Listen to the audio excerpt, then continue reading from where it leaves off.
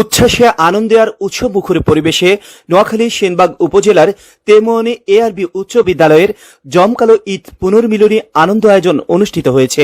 মঙ্গলবার বিকেলে বর্ণাঢ্য আয়োজনের মধ্য দিয়ে বিদ্যালয়ের নিজস্ব প্রাঙ্গণে এই ঈদ পুনর্মিলনী অনুষ্ঠিত হয়।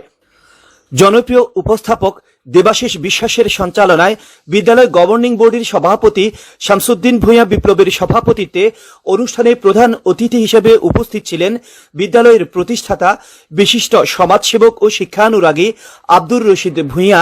বিশেষ অতিথি ছিলেন কুমিল্লার লাঙ্গলকোটের সাবেক সংসদ সদস্য আব্দুল গফুর ভূঁইয়া, পুনর্মিলনী উদযাপন কমিটির আহ্বায়ক অধ্যাপক ডাক্তার আব্দুর রহমান ফরাদ সহ বিদ্যালয়ের প্রাক্তন শিক্ষার্থী, শিক্ষক বৃন্দ ও প্রায় 2000 আমন্ত্রিত অতিথিবৃন্দ ও শিক্ষার্থীদের আন্তরিক শুভেচ্ছা জানিয়ে প্রধান অতিথির বক্তব্যে আব্দুর রশিদ ভূঁইয়া বলেন, এআরবি উচ্চ বিদ্যালয়ের এটি প্রথম পুনর্মিলনী অনুষ্ঠান। শিক্ষার্থীরা আমাদেরকে এত সুন্দর একটি জমকালো আয়োজন উপহার দিবে তা কখনোই ভাবতে পারিনি। বিদ্যালয়ের প্রতিষ্ঠাতা হিসেবে সত্যি আজ খুব গর্ববোধ হচ্ছে। আপনারা সকলে আমার জন্য দোয়া করবেন। এই বিদ্যালয়কে আমি একদিন কলেজে রূপান্তর করব ইনশাআল্লাহ।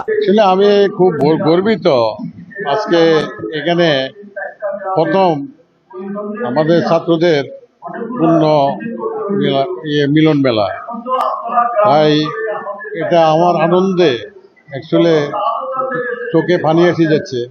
এখন যদি এলাকাবাসীর সহযোগিতা থাকে তাহলে ইনশাআল্লাহ আগামীতে স্কুল থেকে কলেজে পরিণত করব। এর আগে জাতীয় সঙ্গীতের মাধ্যমে মূল অনুষ্ঠান শুরু করেন আয়োজক কমিটি। তারপর সুধীজন আলোচনা শেষে অনুষ্ঠানটিকে ঘিরে উৎসবে আর আনন্দে মেতে উঠেন বিদ্যালয়ের প্রাক্তন শিক্ষার্থীরা। বহু বসন্ত পেরিয়ে পরিচিত মুখগুলোকে কাছে পেয়ে ভালোবাসার আবেগে আপ্লুত হয়ে পড়েন অনেকেই। সবাই যেন খুঁজে ফিরছিলেন পুরনো সেই স্মৃতিগুলো। তখন নাচে গানে আড্ডায় আর স্মৃতিচারণায় মুখর হয়ে উঠে পুরো বিদ্যালয় প্রাঙ্গণটি।